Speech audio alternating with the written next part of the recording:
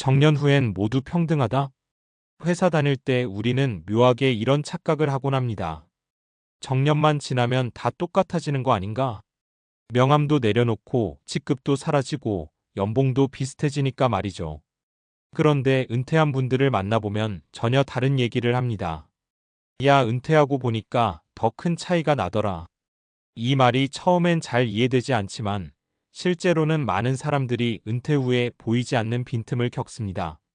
어떤 사람은 정년 후에도 활발하게 제2의 커리어를 이어가며 여전히 바쁘고, 어떤 사람은 하루하루가 너무 길고 공허해서 시간을 죽이는 법을 고민합니다. 겉으로 보기엔 모두 똑같아 보이지만 실제로는 준비된 사람과 준비되지 않은 사람의 인생이 완전히 갈라지는 시기, 그게 은퇴 이후입니다.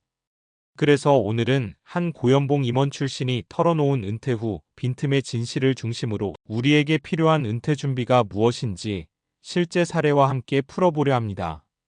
본문: 은퇴 후 삶에서 벌어지는 진짜 격차. 1. 명함이 사라지면 진짜 내가 보인다. 고연봉 임원 출신 K씨는 회사를 떠난 첫날 자신의 이름만 적힌 휴대폰 화면을 보며 묘한 허무함을 느꼈다고 합니다. 그 전까지는 이름, 회사명, 직책이 그의 정체성이었지만 은퇴 후 남은 건 나라는 존재 그대로였던 겁니다. 은퇴 전에는 바쁘게 살면서 그런 생각을 할 여유가 없었습니다.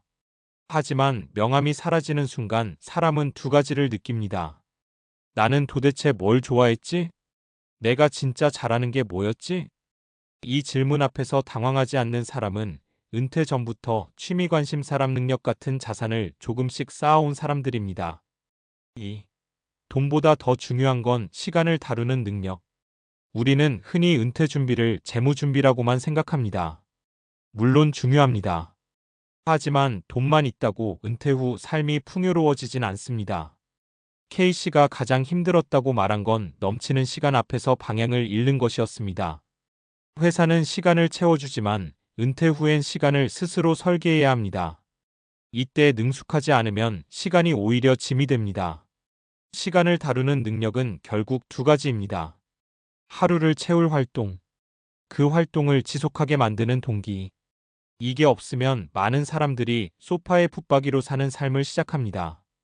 이게 몇 달 지속되면 우울감과 자존감 하락이 찾아옵니다. 3. 관계는 퇴직과 동시에 리셋된다. 직장 동료는 좋은 사람들이지만 은퇴한 순간 대화의 주파수가 달라지기 시작합니다. 서로의 일상 리듬이 다르기 때문입니다. 퇴직 후에도 사람으로 버티려면 직장에서 벗어난 관계망이 필요합니다. 동호회, 지역 커뮤니티, 봉사활동, 취미 모임, 온라인 커뮤니티.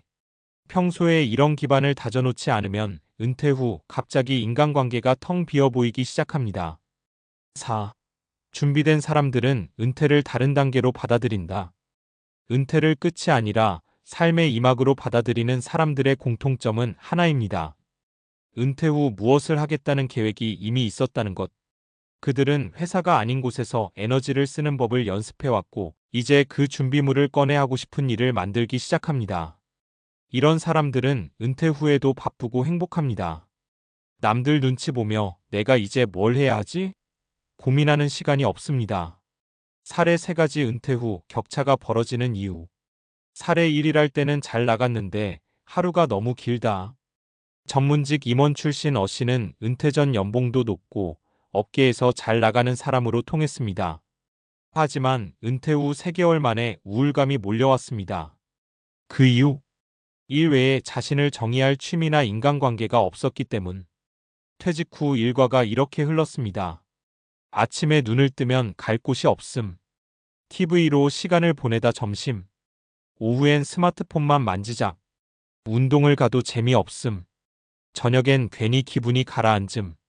돈은 충분했지만 삶의 밀도가 사라지자 나는 아무것도 아닌 사람인가? 라는 감정이 그를 괴롭혔습니다. 어씨는 결국 상담과 커뮤니티 활동을 통해 천천히 생활을 회복했습니다.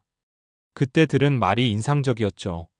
은퇴는 성공이 아니라 새로운 정체성을 다시 만드는 과정입니다. 사례 2. 퇴직 후에도 계속 초대받는 사람. 반면 B씨는 정년을 1년 앞둔 시점부터 제2 커리어를 준비했습니다. 대학원에서 관심 있던 분야 공부, 주 1회 봉사활동, 동호회 두 곳 활동, 블로그에 글 쓰는 습관, 건강 루틴을 미리 구축. 퇴직 당일에도 그는 막막함이 없었다고 합니다. 할 일과 만날 사람이 이미 정해져 있었기 때문입니다. 퇴직 후 2년이 지난 지금도 그는 꾸준히 모임에 초대받고 작은 강의 요청도 가끔 들어오며 스스로도 시간이 모자라다고 말합니다. 돈을 빼고 나면 은퇴 후 삶의 질은 준비된 노하우와 관계에서 탄생하는 것을 보여준 사례입니다. 사례 3. 은퇴 전에 배우자를 너무 외롭게 했다는 걸 깨달았다. C씨는 연봉도 높았고 사회적으로 인정받는 위치였습니다. 하지만 은퇴 후 배우자와 하루 종일 함께 지내다 보니 예상치 못한 문제에 부딪혔습니다. 집안 일상은 이미 배우자의 방식대로 정착돼 있었고 C씨는 그 흐름을 따라가기 어렵고 배우자는 지금 와서 왜 생활 리듬을 흔드느냐고 힘들어했습니다. 이때 필요한 건 돈이나 명성이 아니라 가정 내에서 새로운 역할을 설계하는 능력이었습니다. C씨는 가사 분담을 배우고 요리 취미를 시작하고 배우자와 함께 보내는 시간을 의무가 아니라 새로운 방식의 동행으로 다시 정의하면서 관계가 안정됐습니다. 이 사례는 은퇴가 단지 개인 삶의 변화가 아니라 가족 시스템 전체에 영향을 준다는 걸 보여줍니다. 결론, 은퇴 후 진짜 격차는 눈에 보이지 않는다.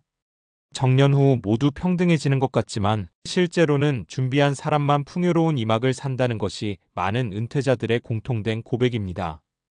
은퇴 후 격차는 연봉이나 직급에서 생기지 않습니다.